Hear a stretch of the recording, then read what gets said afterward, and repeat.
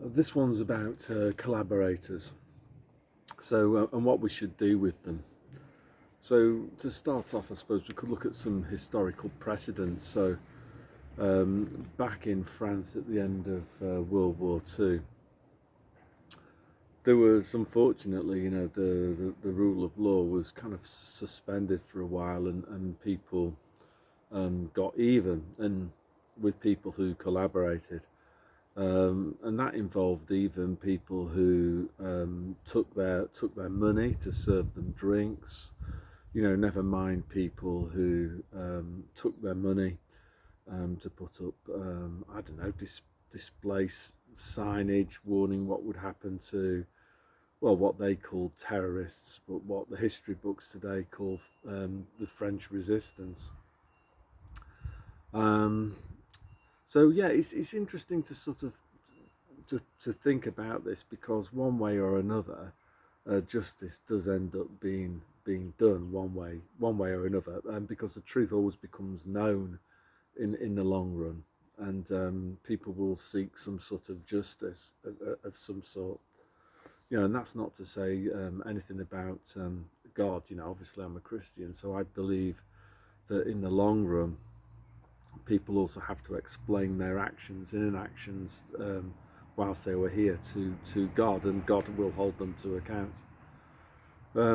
Yeah, so going back to France, there was those images, weren't there, of people who'd even been friendly, to the occupiers, had their hair shaved off, and women that is had their hair shaved off.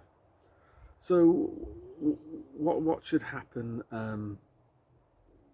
to those who collaborated with the sort of Coviet Union? Let's call it, to keep it YouTube friendly. Well, I think I've said this before. Mike Yeadon did a video about 2 weeks ago, or he was interviewed more precisely on a march in London, and he was calling for capital punishment for the likes of Fauci and Jill Bates and stuff.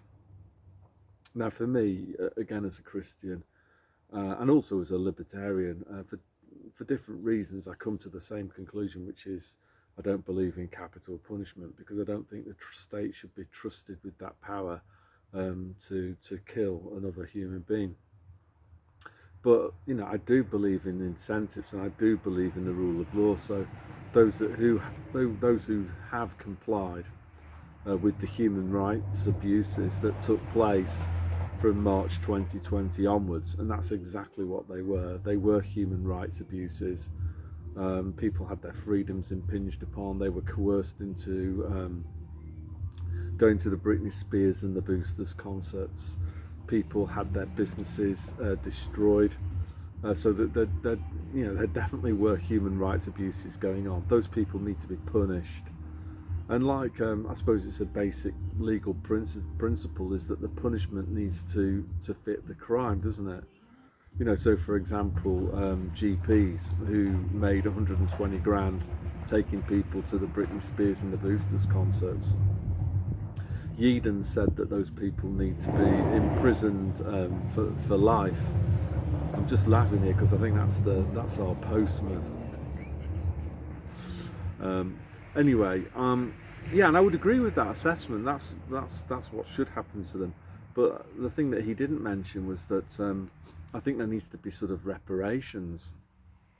So the assets of those who complied, they need to be seized, sold off, and then the proceeds redistributed and given to people that suffered harms, both physical, and financial, and emotional. And for me, pretty high up on the list would be entrepreneurs who lost their businesses through no fault of their own, or maybe people in the care home sector who lost their jobs. Their wages must be made up, plus interest, to compensate for what was imposed on them. And as I say, like people like GPs who took the money, their assets, and those should they belong to the people that they inflicted harm on. Yeah, so I would say, people who took part in the Britney Spears program itself. Yeah, they, yeah, I don't know, like life imprisonment. I think that's the least that should be done to them. And as I say, like I think I've mentioned this before. There's a web forum I go on, and you've got people there who, they like to think that they oppose what went on. They thought that what the government was doing was terrible, but these people, one of them in particular, worked on. I think I can say this without any worries of. I better not say it. But he worked on the Britney Spears and the Boosters program up in Scotland, and this guy is sort of, bragging about it, about how much money he made doing that, and at the same time he's trying to say that he's one of the good guys, because he opposed the Coviet Union. I'm sorry, you can't do that. You've got to pick your side. If you've taken money and collaborated with the Coviet Union, you can't then say that you're an enemy of the Coviet Union because you actually supported it. Another one of these people on this forum, he was bragging about his son being paid 50 quid an hour to go and check on that shops were displaying the appropriate signage to say that slave muzzles must be worn to gain entry to the shop. And he's another one. He will try to convince people that he opposed the Coviet Union, and he opposes what's going on in Britain, in terms of the government, and he'll just kind of vent about stuff like that. But he actually is part of the problem. His son took, I think the pay was like, he boasted about him getting paid 50 quid an hour to go and check on the slave muzzle signage in shops. Well, if you've taken money to do that, you're part of it. You were a facilitator of the tyranny, basically. You were a facilitator of the tyranny. So you're not part of the solution. You were a big part of the problem. Another thing to say about that is, like, I wonder why they were paying, I don't know how old this kid was, 18, 19, 20. He claimed that it was his son, probably was his son. Where did he get, why did they have to pay 50 quid an hour to do for that job? The answer is, it was morally repugnant. They had to pay 50 quid an hour because they wanted to make sure that they were going to be takers for the work that they wanted done. And I dare say, that was the same for the Germans, who basically were running France in the 1940s. I dare say they also had to pay people pretty well in order to get them to collaborate and impose tyranny on their own people. So yeah, there was a reason why your son got paid 50 quid an hour. It was because what he was being asked to do was like Judas Iscariot style, like sell his soul for a few pieces of silver. So not good. What would I say is a fitting punishment for that? I would say 5 years, 10 years in prison for doing that.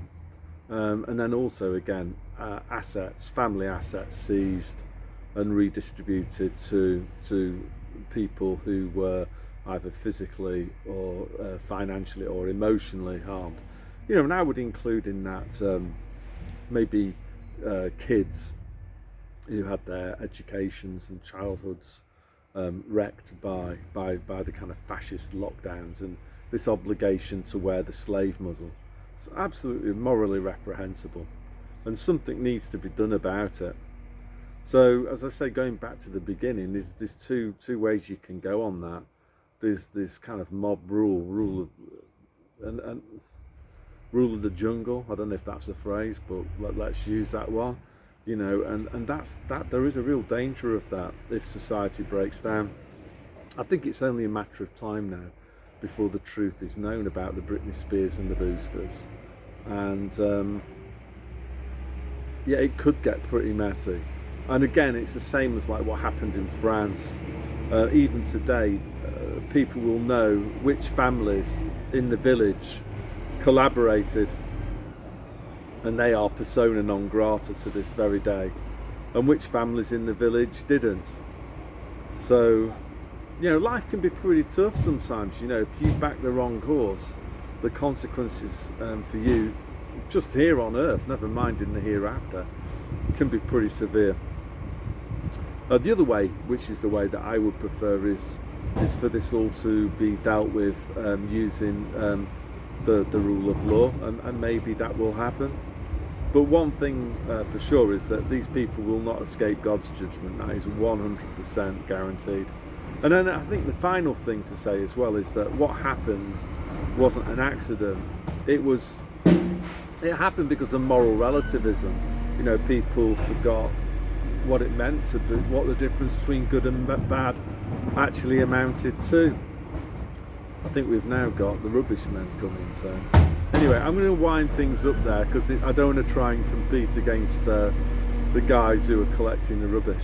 Incidentally, that's another massive difference between England and Finland, in that it's all private, and you decide when you want your bins emptied, and you pay. You pay per emptying of the bin, so works really well. Okay, so that's all I want to say today. So I've got my t-shirt on, I'm outside. It's amazing here as well how quickly the seasons change and how abrupt it is. So yeah, God bless.